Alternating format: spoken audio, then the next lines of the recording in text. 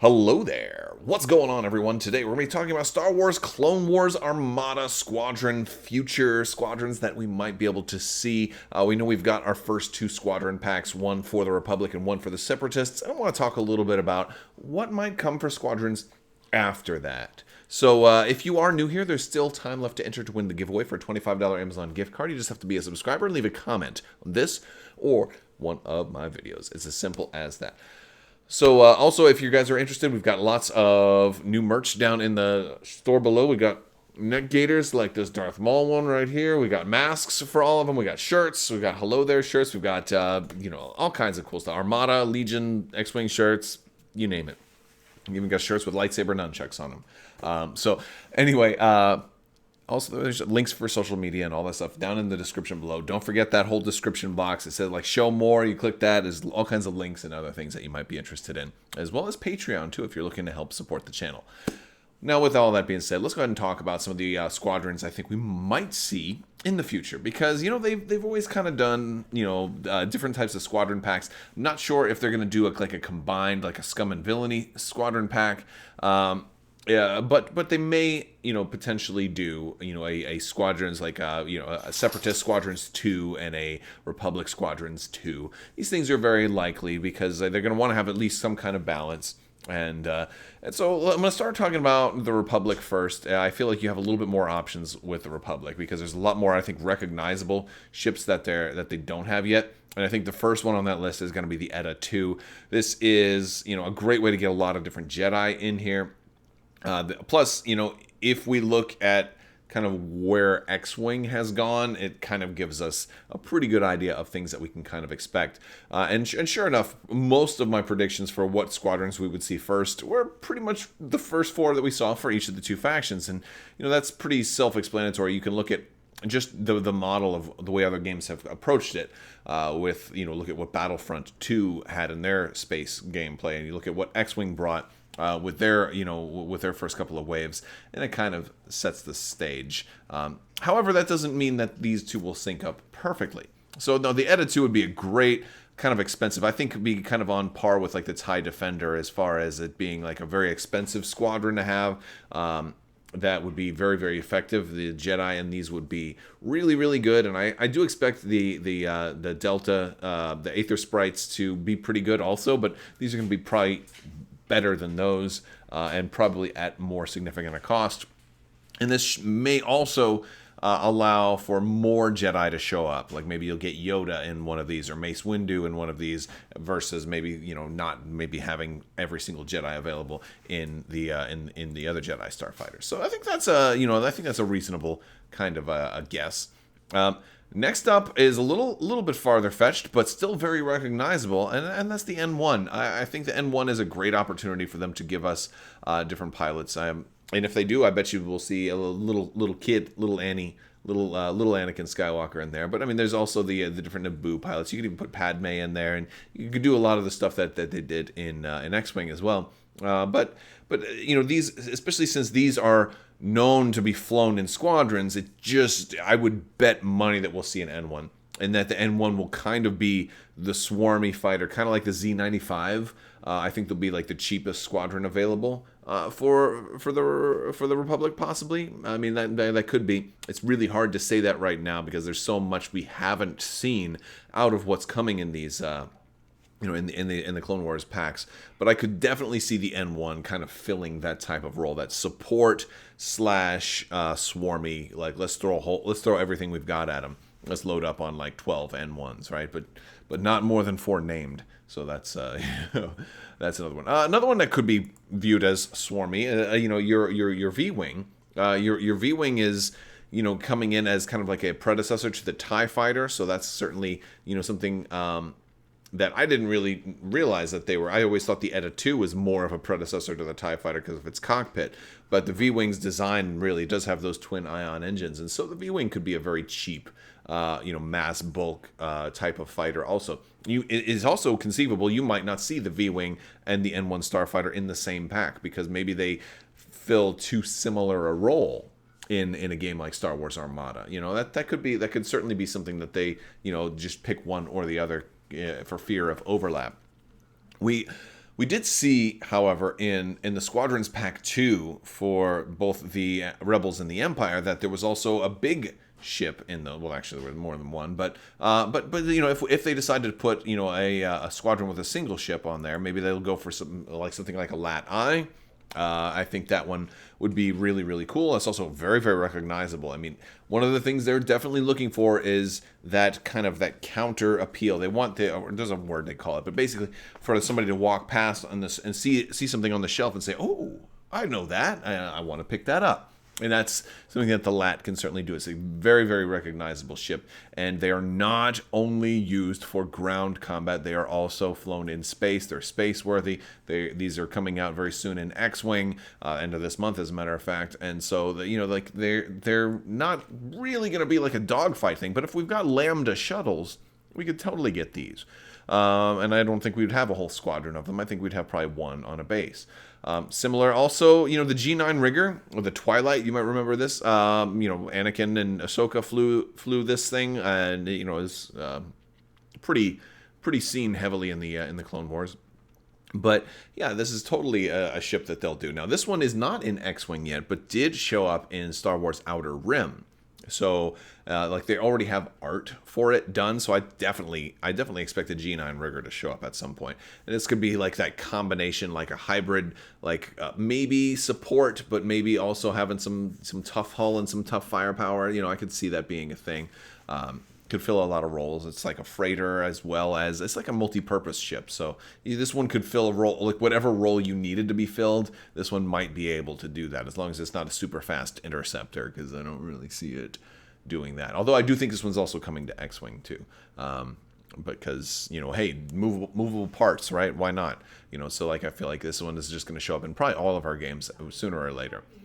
Next up is the Jedi Shuttle. You know, this one is, I feel like it would play the exact role of the Lambda. So if you wanted, like, if they wanted to do the LAT specifically as like a relay kind of strategic type of thing, they might not want to have this in the same pack as that, because I feel like this one would also potentially be, you know, a relay strategic type of squadron. So maybe the LAT would be something very different.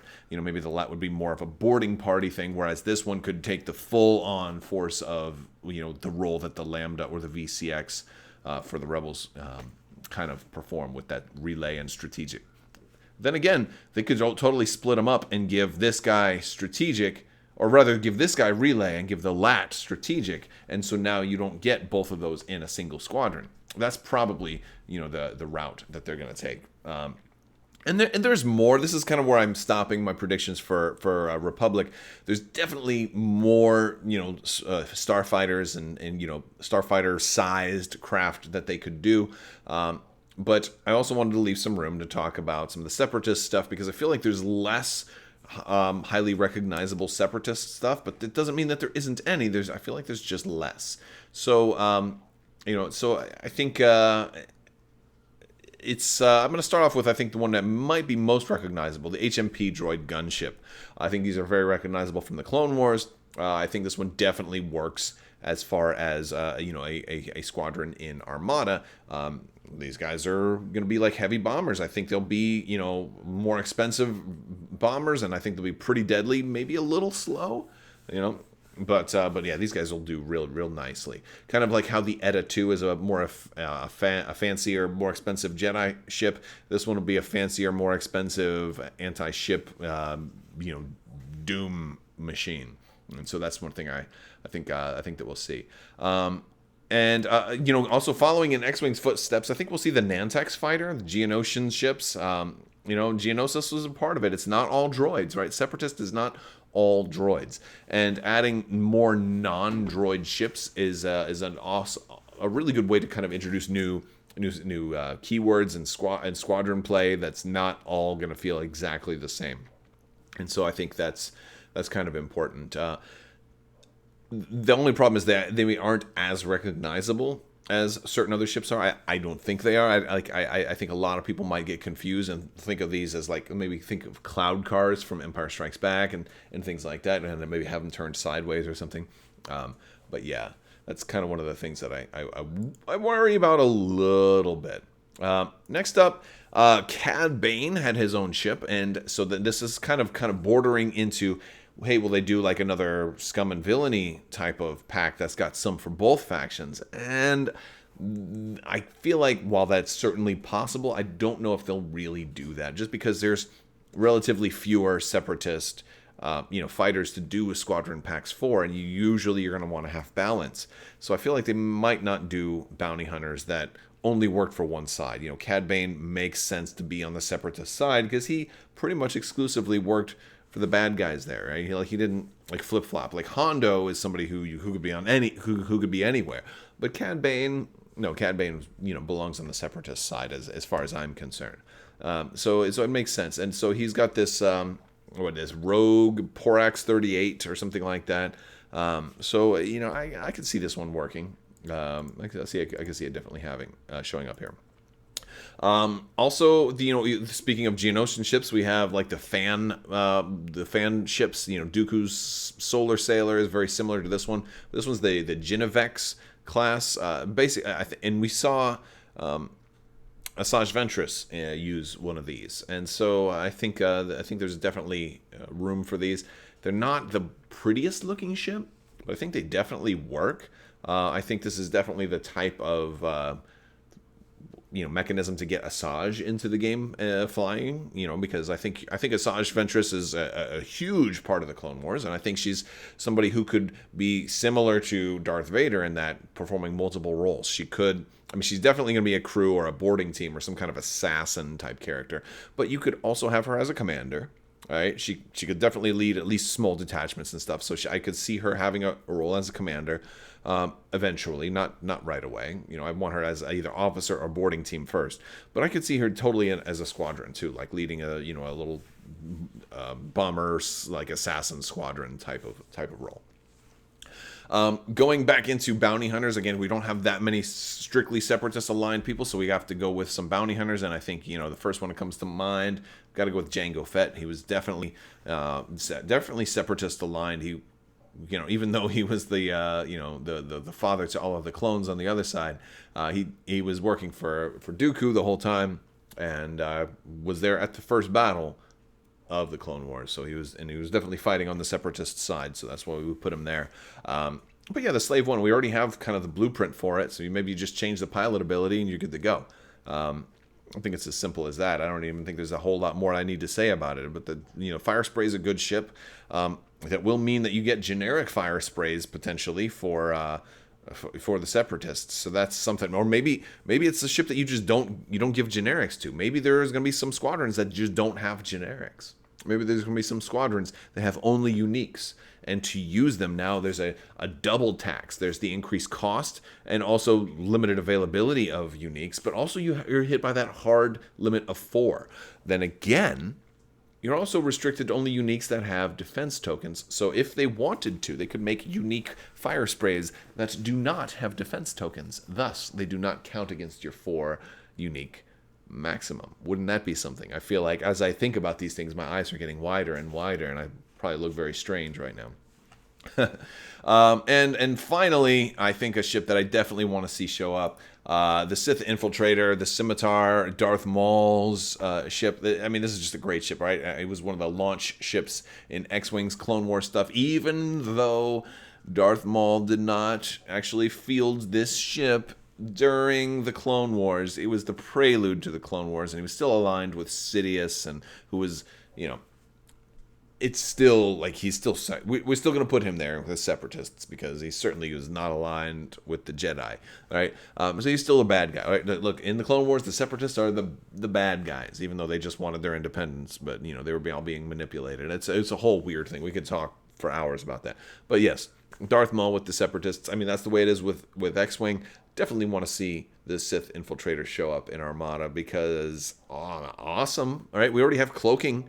Cloaking already exists. Let's do cloaking on a bigger ship, right? Like, that sounds awesome. I'm all in favor of it. I think that's just fantastic, and we should totally see it. And I think that's my lists of the next kind of the next round of squadrons and things that I think we might see. We'll have to just stick around and see what ends up, being accurate and what ends up not. As far as when we're going to get that actual notice, that kind of remains to be seen, because we still got a couple of months until this stuff comes out. And before they do, like, they haven't even done an actual announcement article for Wave 2 yet. We know there's no squad, or well, I don't want to say we know for sure that there's no squadrons, but we're like 99% sure there's no squadrons in Wave 2. So I guess will Clone Wars Wave 3 have squadrons in it? And if so, we'll have to wait and see. I have a feeling we won't see an announcement on that until probably January. I think it'll be January before we get our announcement for Clone Wars Wave 3, because Clone Wars is supposed to be coming out in December, and I don't think they're going to want to distract people from their holiday purchases. So I think it'll probably be January. But then again, could be wrong. Maybe they'll surprise us and be like, oh, here's Wave 3 and Wave 4 and Wave 5, huge! Because like they're supposed to be ramping up production for Armada somewhat. It doesn't mean we're going to get an expansion every month like Legion, but we are supposed to be getting ramped up production, at least a little bit. All right, you guys.